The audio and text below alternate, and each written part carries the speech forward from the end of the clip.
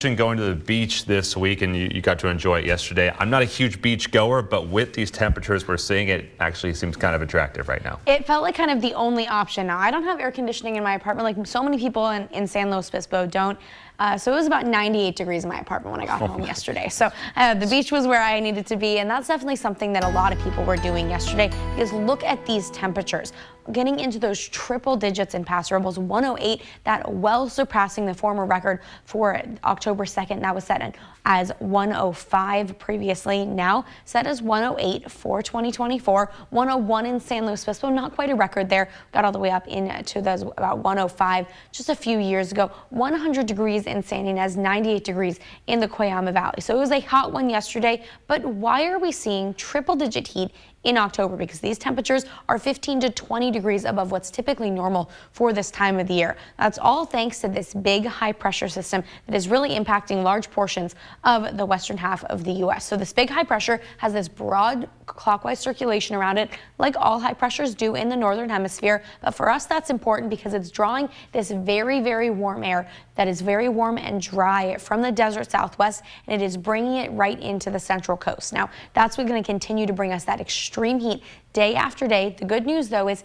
today and yesterday are really the worst of at least this high pressure system, because by tomorrow, that high is going to start moving a little bit farther towards the east, continuing to bring us some significant warming. But that still broad clockwise circulation will start to bring in some more southerly or directly southerly winds, and that's going to bring us slightly more marine modified air and thankfully cooler conditions with that. It'll be a short cool down, then we got even more extreme heat expected over the weekend, but thankfully today and yesterday are the worst of it. You can see just how bad it is because we've got lots and lots of alerts. Just first looking at our heat specific alerts, there's a lot going on here. Firstly, we've got an excessive heat warning in place for those highest elevations all the way through 8 p.m. tonight, an excessive heat advisory for all these areas shaded with this orange also through 8 p.m. tonight. Dangerously hot for pretty much every single one of our communities. Then you can see some of these yellow lines on this as well. That's actually another advisory that is layered below this. That's not going to go into effect until early Saturday morning, lasting through Monday. That is for our next section of some extreme heat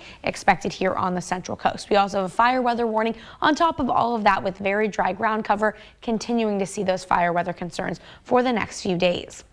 Here's a look at those temperatures. 106 for today in Paso Robles, another likely record high, 99 in San Luis Obispo, 90 in Santa Maria and Lompoc, and 78 degrees in Santa Barbara for today. Here's a look at that 7-day forecast, staying in those triple digits all the way through Monday of next week in the interiors. Today's going to be the hottest day in San Luis Obispo, then thankfully getting back into the 70s by Wednesday of next week. It's going to be a cool down, but it's going to take a while for us to get to those much more comfortable conditions.